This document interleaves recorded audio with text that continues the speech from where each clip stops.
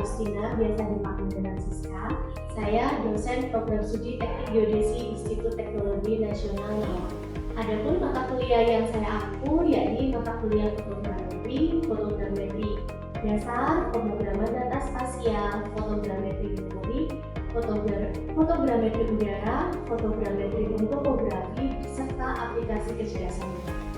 Tujuan dari pembelajaran ini yakni mata kuliah aplikasi kecerdasan buatan bertujuan untuk memberikan pemahaman mendalam tentang penerapan teknik-teknik kecerdasan buatan dalam berbagai bidang, terutama yang berhubungan dengan pemrosesan data spasial dan fotogrametri.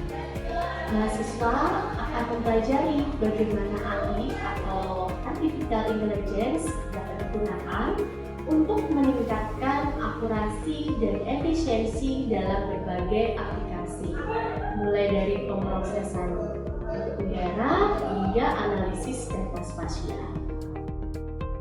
Topik utama meliputi penggunaan teknik AI seperti pembelajaran program, jaringan syarat tiruan, dan algoritma berbasis AI lainnya untuk mengatasi masalah atau problem dalam pemetaan, pengenalan pola, prediksi, serta pengambilan keputusan spasial.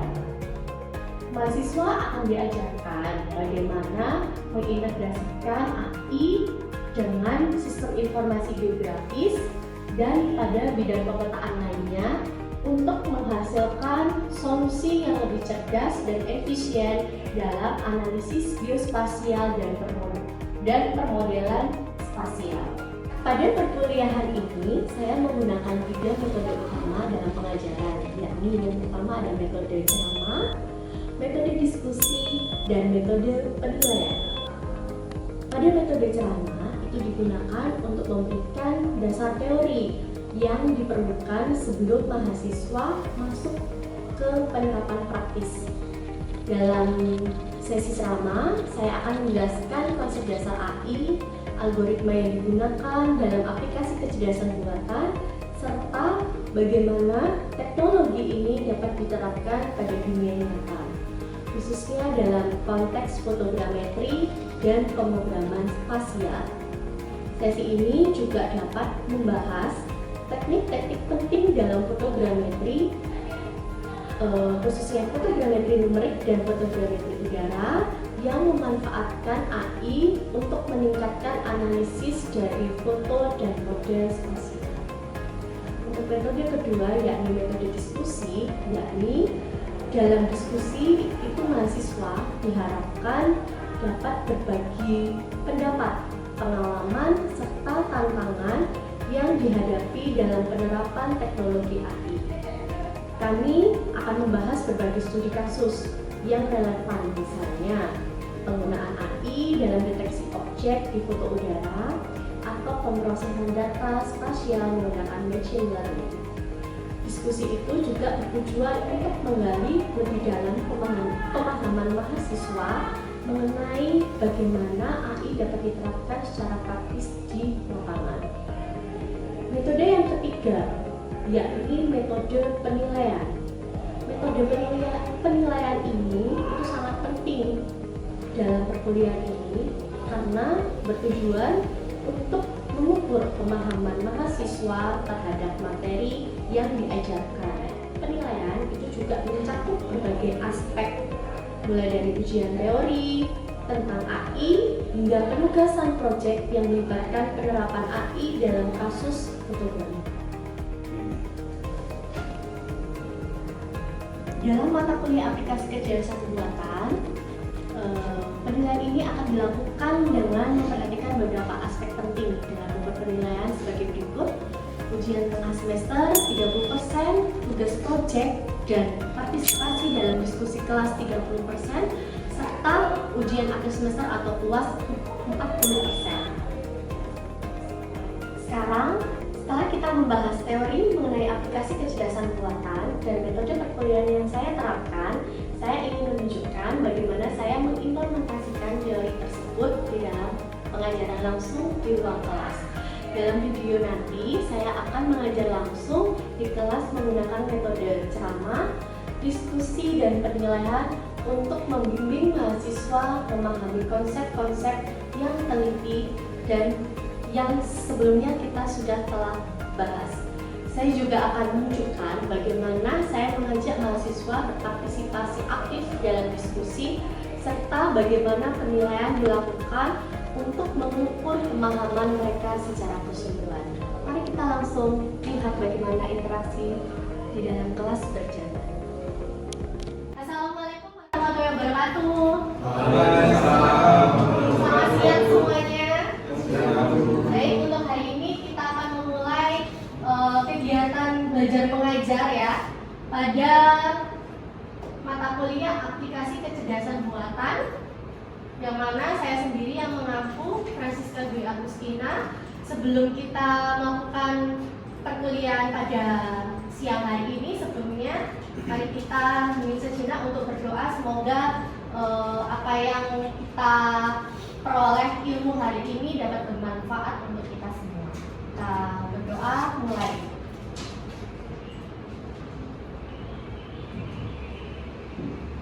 Berdoa selesai. Baik, untuk awal ya, kita coba cek di perangkat kalian, karena hari ini kita belajar terkait Python. Ada yang masih ingat Python itu apa? Siapa?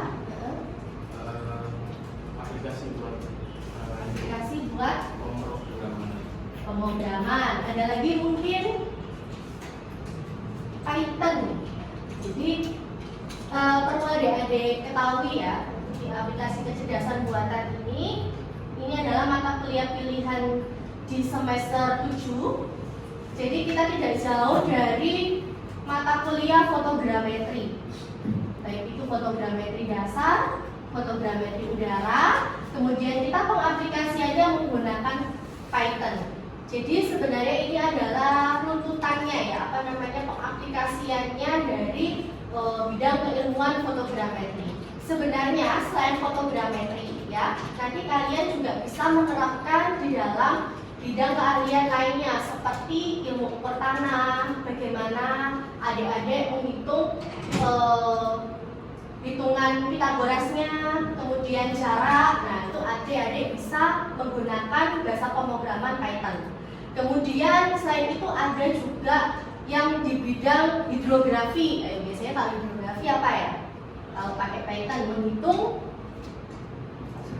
kedalaman pasut. Nah, itu kita juga bisa menggunakan bahasa pemrograman. Jadi sebenarnya kita Python ini lebih ke belajar bagaimana kita bisa mengaplikasikan ya bahasa pemrograman, bukan bahasa kalkul ya, bahasa pemrograman yang sederhana, kemudian kita bisa membuat pengaplikasian. Jadi kalau di dalam image ini kita bisa lihat hasil dari foto ya, hasil dari foto ini bisa tersaji di dalam suatu Python. Nah, itu nanti kita akan analisis hasil foto tersebut ini dapat kita olah menjadi apa. Nah, kalau misalnya di fotogrametri kita bisa deteksi menggunakan beberapa bahasa ya, short coding. Nanti kita bisa deteksi misal bagaimana kita hitung sistem koordinat foto, dan bagaimana kita bisa menghitung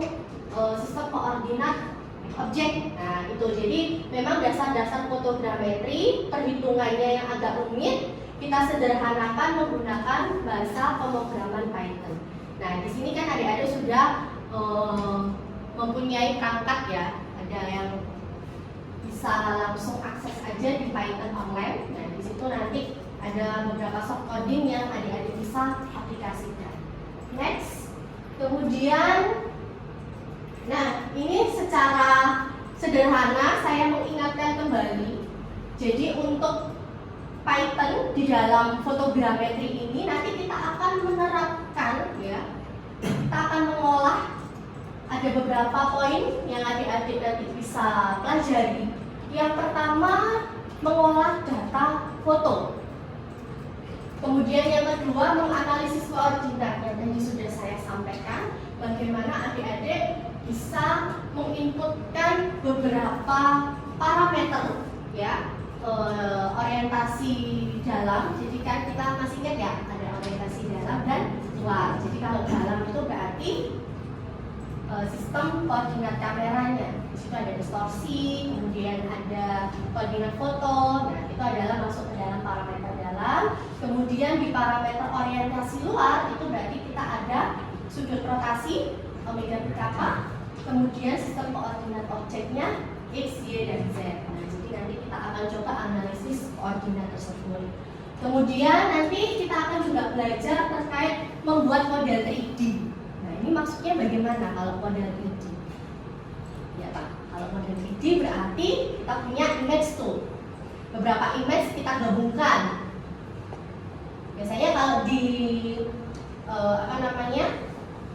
di dalam sebuah ilmu di fotogrametri, kalau kita gabungkan foto-foto itu menjadi foto panoramik ya. Jadi kalau lebih dari dua foto yang kita hasilkan, kita bisa menjadi 3D modelingnya. Nah, itu kita juga akan bisa aplikasikan itu ke dalam Python ya, ke fotogrametri. Dan yang terakhir adalah visualisasi data geospasial gitu ya. Next. Nah, ini ada beberapa perpustakaan Python. Kenapa kok dinamakan perpustakaan Python? Jadi perpustakaan Python ini adalah beberapa bahasa short coding yang nantinya adik-adik jumpai. Jadi misalnya kita pasti bisa gunakan, ada yang namanya OpenCV. Itu nanti kita bisa terapkan di dalam Python. Kemudian ada NumPy, ada Matplotlib, ada PyProject, ada PyConfluid, dan ada GDAL, yaitu Geospatial Data Abstraction Library. Jadi masing-masing dari short coding memiliki fasilitas tersendiri. Ya, coba kita cermati. Ini kalau misalnya adik-adik ada yang perlu ditanyakan, silakan bertanya ya. Jadi misal kalau kita menggunakan short coding OpenCV, coba kita juga bisa searching ya. Jadi di dalam Python-nya, ketika kita tuliskan OpenCV, itu secara otomatis dia akan mendeteksi yang mana dapat digunakan untuk melakukan pemrosesan suatu citra atau foto. Jadi guna dari short coding OpenCV itu nanti kita bisa lakukan untuk analisis fotonya. Misal tuh, kita bisa deteksi objek. Jadi kalau kita punya dalam suatu image, ya, di dalam suatu image, kemudian memiliki beberapa titik objek. Nah, biasanya kita berikan titik target retro ya. Nah, jadi dia nanti secara otomatis akan mendeteksi edge atau tepian, garis tepi dari retro tersebut atau titik target. Jadi kalau retro ini bahasa fotogrametrinya ya. Kalau misalnya kita di ilmunya geodesi, itu lebih ke titik targetnya. Jadi misal kita punya dalam satu image memiliki 4 titik target. Nah, di dalam shortcut-nya OpenCV,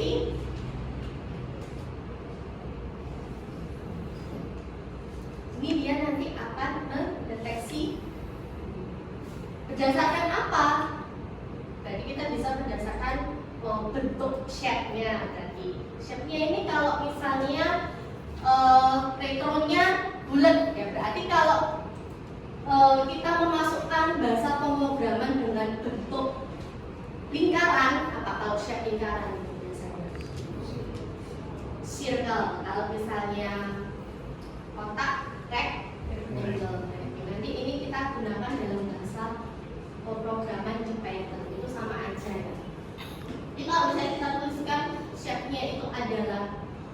circle, berarti shape yang ada di dalamnya ini akan terdeteksi. Bahasanya ini adalah titik target. Selain kita bisa mendeteksi shape, kita juga mendeteksi yang namanya warna. Biasanya kalau titik target itu warnanya tidak jauh dari hitam putih ya. Kalau enggak, biasanya kan luarnya ini putih, titik targetnya ini warnanya hitam. Jadi ya kalau misalnya kita terapkan di dalam bahasa pemrograman, berarti warna itu berarti colornya grayscale, misalnya seperti itu. Karena dia masuknya hitam, jadi tidak menggunakan RGB. Kalau RGB berarti tidak masuk ke dalam titik targetnya, karena titik targetnya dia terdeteksi warnanya hitam. Itu ya, itu adalah beberapa komponen-komponen yang kita harus ingat di dalam ilmu fotogrametri. Coba kita terapkan di dalam bahasa pemrograman. Kemudian saya beralih ke NumPy.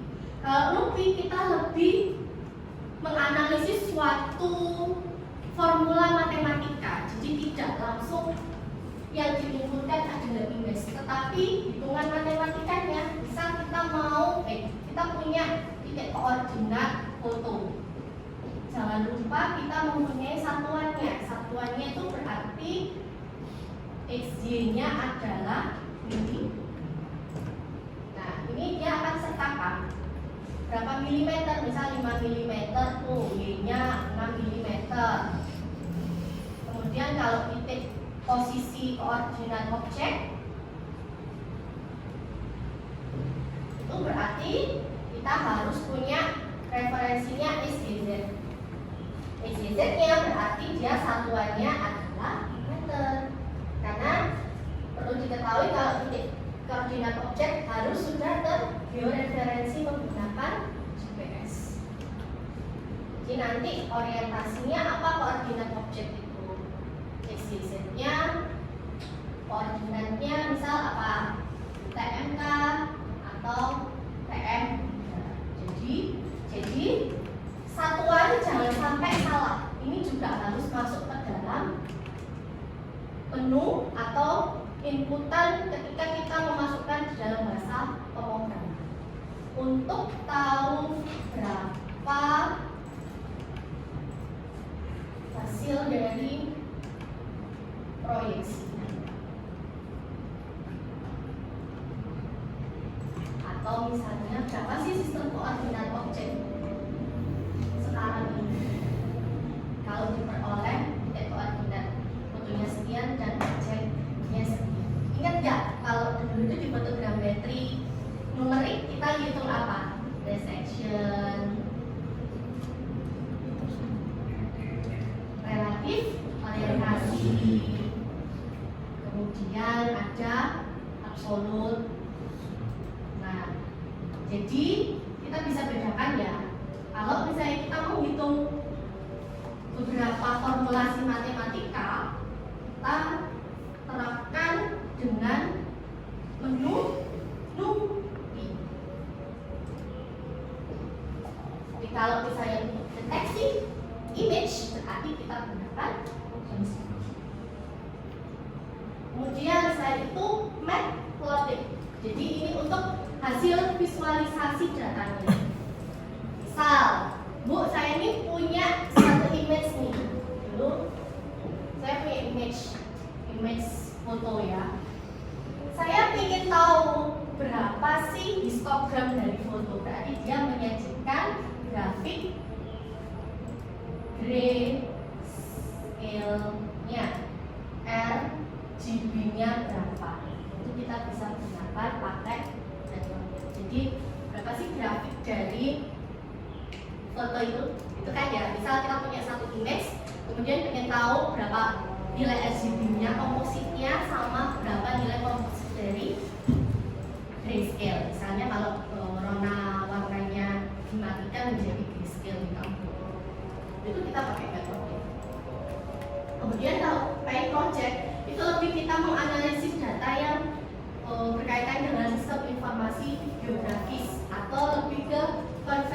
koordinat. Misal, saya punya koordinat DKM Bu.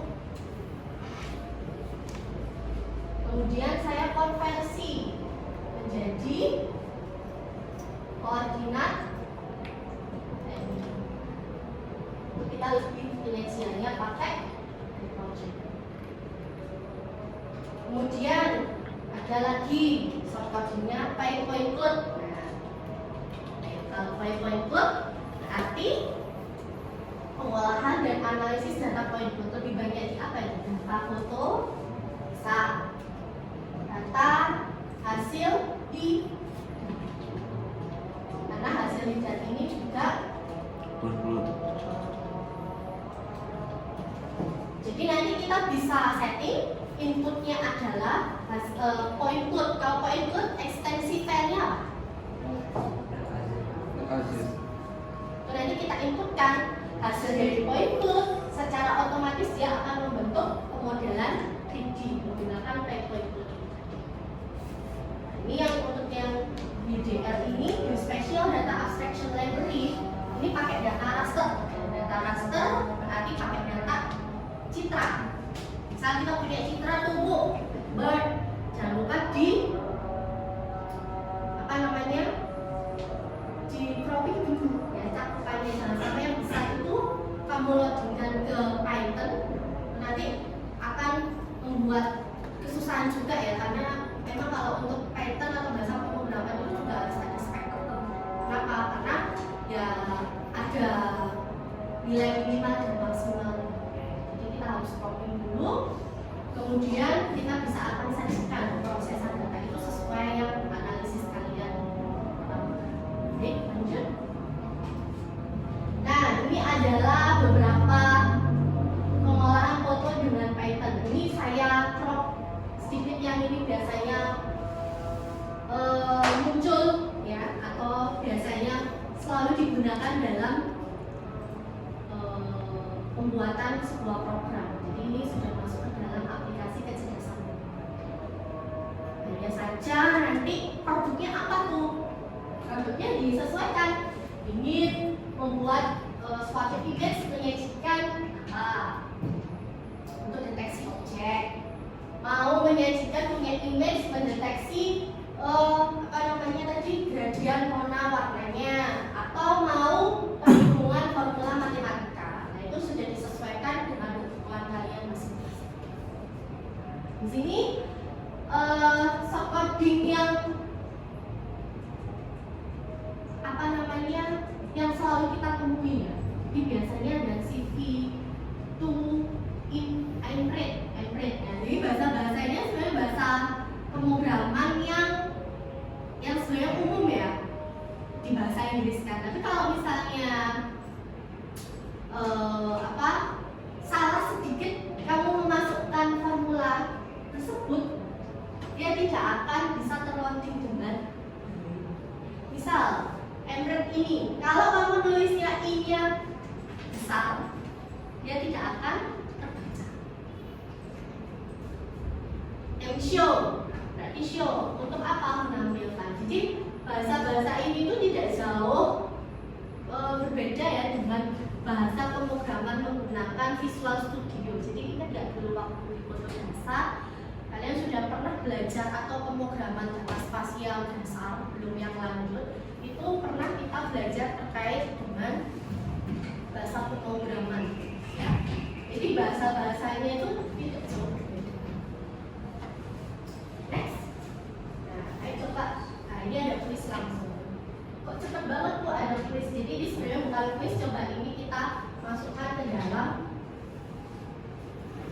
apa namanya, Python.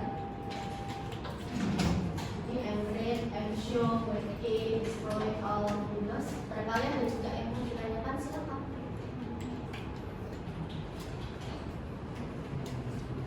Coba ya, open Python-nya. Oke.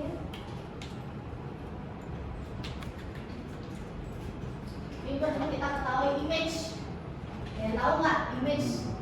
Kalau Emret berarti apa tadi? Baca. Oke, udah pintar-pintar kok ya. Jadi ini dasar-dasarnya ya. Show berarti menampilkan, ya. Wait, jadi menunggu, ya. Jadi sudah ditampilkan, kemudian dia meloadingkan hasilnya. It will destroy all windows. Menutup. Ya. Next. Terima kasih untuk hari ini. Ada yang perlu ditanyakan? Ya. Saya. Apa dulu?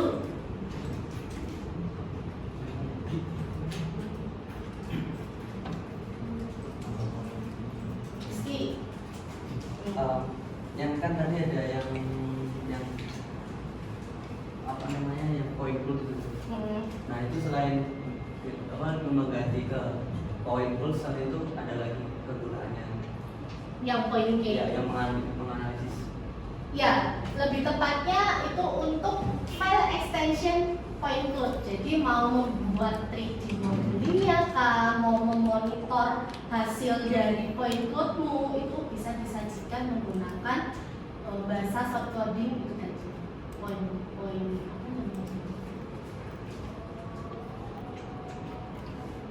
cloud. Jadi memang khusus untuk menganalisis, ya, analisis point cloud itu tadi. Ya, jadi dikhususkan untuk mendeteksi file ekstensi dari point cloud, lebih tepatnya itu. Jadi kalau misalnya image, ya dia tidak bisa menggunakan menu soft coding tersebut. Jadi memang ada format khusus, ya. Oke, ada lagi yang ditanyakan? Ya, satu kali lagi.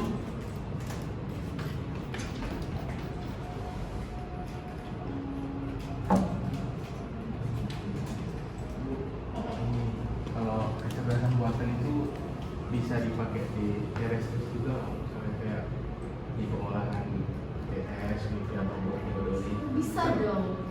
Jadi tadi pakai formula apa yang matematis tadi? Bukti.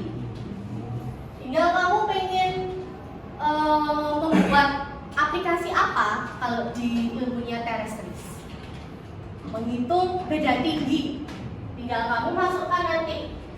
Diketahui benang, bawah, atas, tengah. Biasanya itu BAB, BB, BABD. Kemudian bagaimana menghitung jaraknya. Dari sini kan Anda bisa memasukkan menggunakan soft coding dari Book. Oke. Baik, untuk terasa, ya, sudah 30 menit untuk hari ini. Coba yang tadi kita buat beberapa produk. Minggu depan kita sajikan produk itu untuk kita diskusi lagi, ya. Jadi di sini kan kita punya berapa kelompok? 3 kelompok. Minggu depan kita akan berikan beberapa project untuk adik-adik semua. Jadi kita kerjakan by kelompok, gitu, ya. Mungkin sebelum di akhir ini ada yang mau ditanyakan? Ada, ya. Jadi nanti ini materi akan saya berikan juga. Kemudian lebih banyaknya kita ada short coding, kita coba buka di YouTube, itu biasanya banyak sekali short coding, tinggal kita aplikasikan, kita tambahkan. Nah, kita coba nanti buat yang mudah dulu, yaitu bikin konversi koordinat UTM. Dan jadi misal kita punya satu koordinat UTM, kemudian kita konversikan koordinat UTM juga. Berarti kita menggunakan formula apa? Nah, pakai umum. Baik, terima kasih atas perhatian dan kerjasamanya untuk hari ini. Tetap semangat, ya, adik-adik sekalian. Yang minggu depan kita bertemu kembali dengan project lebih ke arah kita mencoba dasar-dasarnya dulu. Kita coba penerapan dari soft coding NumPy, ya. Kita akan selalu belajar